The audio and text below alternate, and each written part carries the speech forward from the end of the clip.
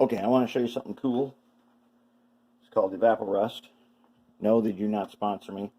I got this at the farm store. I don't remember, it wasn't very much. There's a gallon of it in here, and I ain't even used half of it, and I've had it a couple of years. What it is I pour some in a little container like this. And what it does is it gets rid of rust. And it's not a caustic like CLR, Crud Cutter, and some of those. No, this one is totally non-toxic, biodegradable, safe on skin and eyes, reusable, and after you've removed rust with it, it's basically just iron. You can throw it in your garden, get the iron out of it. It's pretty cool stuff. I'm going to show you how and why I like it so much. Okay, so now here are the trucks from the SD40s. And if you can see here, when the previous DCC install was done, they soldered on here. Well, this whole post here has rusted front and back. And I don't want to try to get in there with a wire brush.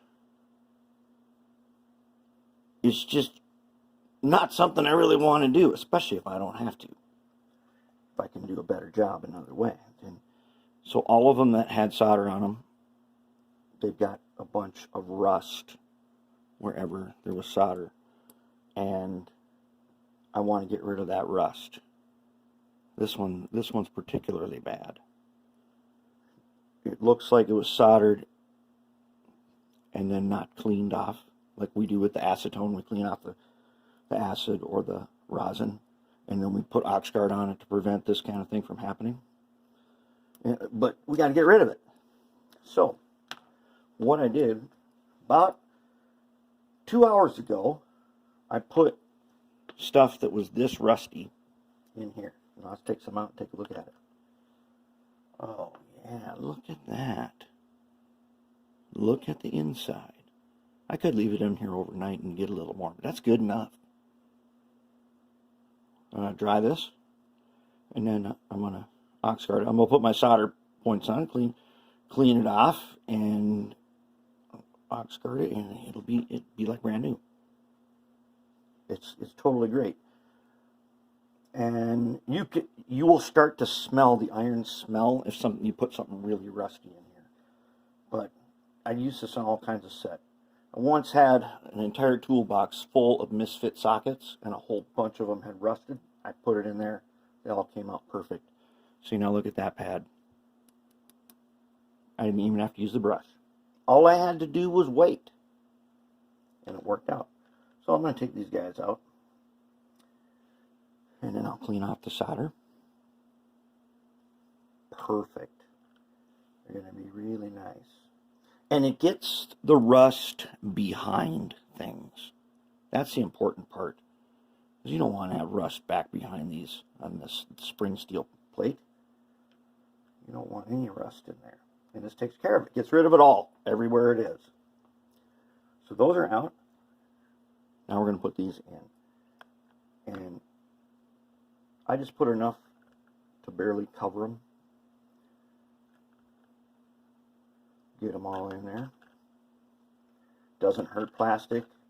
Doesn't hurt anything. And they turn out excellent. So that is how we remove rust.